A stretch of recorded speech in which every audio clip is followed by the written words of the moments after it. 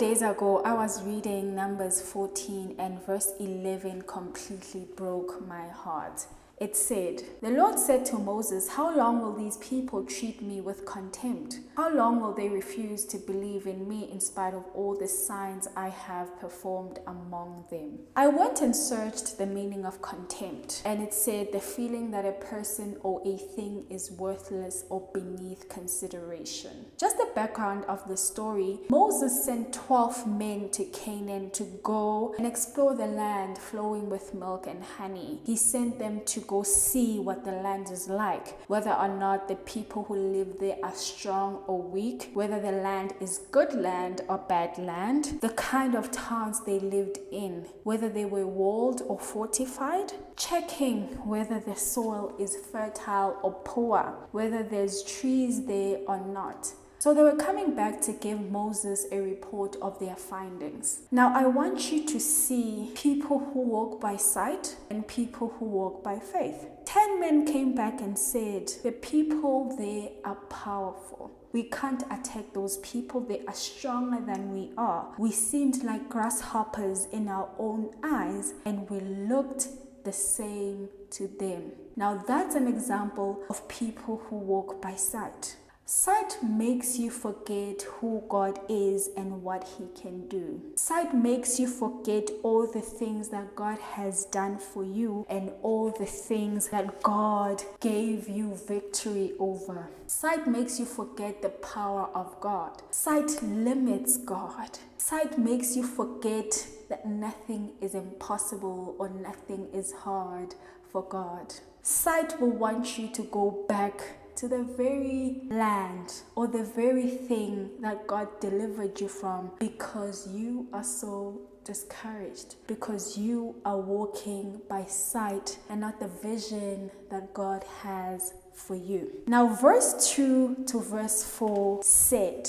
all the Israelites grumbled against Moses and Aaron, and the whole assembly said to them, if only we had died in Egypt or in this wilderness. Why is the Lord bringing us to the land only to let us fall by the sword? Our wives and children will be taken as plunder. Wouldn't it be better for us to go back to Egypt? And they said to each other, we should choose a leader and go back to Egypt. Sight will take you back to that alcohol addiction. Sight will take you back to the drug addiction. Sight will take you back to the very thing that you cried to God about, the very thing that you asked God to deliver you from. But faith, 2 men, Joshua and Caleb, came back and said, we should go up and take possession of the land, for we can certainly do it. They said, the land we passed through and explored is exceedingly good. If the Lord is pleased with us, He will lead us into that land, a land flowing with milk and honey, and will give it to us. Only do not rebel against the Lord, and do not be afraid of the people of the land, because we will devour them. Their protection is gone, but the Lord is with us. Do not be afraid of them. Now that's an example of people who walk by faith. Faith not on themselves, but faith in God. Faith that reminds you of who God is. Faith that reminds you of what God has done for you. All the times He carried you. All the times He sustained you. All the times He provided for you. All the times He gave you victory. All the times He kept His promises. Faith that reminds you that it is not by your own strength or might, but it is by the Spirit. Faith that says we will devour them.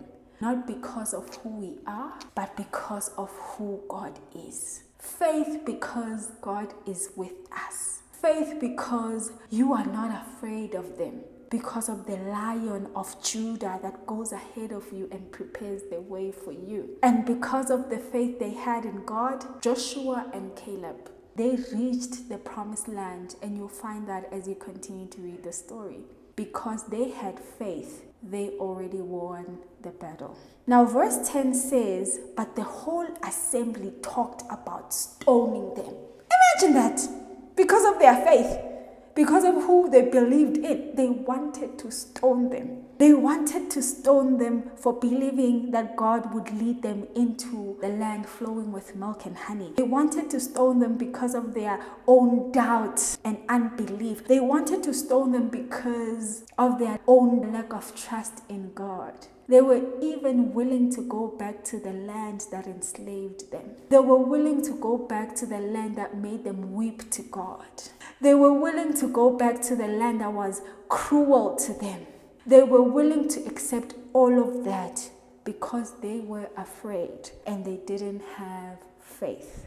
They forgot the time where God delivered them from the hand of Pharaoh through his hand of signs and wonders. They forgot the time where God, through Moses, made water come out of a rock. They forgot the time where God provided for them. He provided manna and quail. They forgot the time where God parted the Red Seas. They forgot the time where God led them by clouds during the day and fire by night. They forgot all that and more. I see why the Bible says God did not give us a spirit of fear, because fear will want you to go back to the land that caused your suffering rather than the land that God is leading you into, the promised land, the land flowing of milk and honey, the land of health, the land of wealth, the land of provision, the land of success, the land of prosperity, the land that is according to the plans that the Lord has for you. But you have to be willing to overcome the fear. You have to believe that God is greater than what you see, because He is. You have to allow the spirit of love, power, and a sound mind to win over fear. Now in verse 11, where God said, "Why are they treating me with contempt? How long do they refuse to believe in me in spite of all the signs I have performed for them?" Why is God beneath consideration in your life? Why do you not submit first to God? Why do you not first seek His kingdom? Why do you refuse to believe in God over that situation? Why do you allow fear to consume you so much that you want to give up? You want to go back to the land that caused you to suffer, that has given you a scar. Funny how it's easy to forget all the things that God has done for you, but it's never easy to forget the scar that caused the suffering. Why have you forgotten all the signs and wonders that the Lord has performed in your life? Why? Now, every day you have a choice. You can choose to walk by sight, or you can choose to walk by faith. You can choose to complain, or you can choose to remember who God is. You can choose Egypt, the land of your suffering and slavery, or you can choose the promised land, a land flowing of milk and honey. So,